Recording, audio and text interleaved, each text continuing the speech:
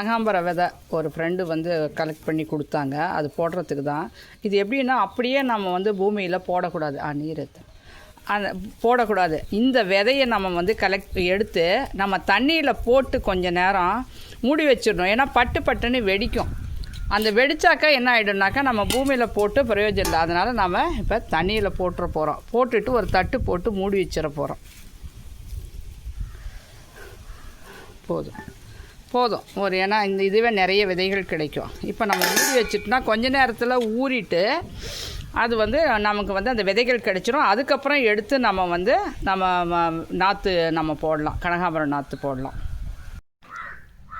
இதுதான் ஃப்ரெண்ட்ஸ் அந்த கனகாம்பர விதை. இந்த மாதிரி தான் வரும். அந்த நெல் மாதிரி இருக்கிறதுல வெடித்து வந்தால் நமக்கு பார்த்தாக்கா தக்காளி விதை மாதிரியே இருக்கும். இந்த சின்னதாக இருக்கும். இதை தான் நம்ம வந்து இப்போ பதியன் போட போகிறோம். இதில் விதையே இல்லைங்க. எல்லாம் பதர் மாதிரியே இருக்குது. பார்த்தீங்கன்னா இப்படி தான் இருக்குது. எல்லாம் ஒரு கனகாம்பரம் விதைக்கு கூட வந்து விதை கிடைக்க மாட்டேங்குது. அப்புறம் உணவுப் பொருளெல்லாம் நம்ம நினச்சி பாருங்கள். கனகாம்பர நாற்று விடுறதுக்கு மண்கலவை தயார் பண்ணியாச்சு. கொஞ்சம் செம்மண், உயிர் உரம், அப்புறம் நம்மளுடைய விவசாய மண் கொஞ்சம், கொக்கோ பித்து எல்லாமே ரெடி பண்ணிட்டோம். இப்போ அந்த விதை வந்து வெடிச்சிடுச்சு.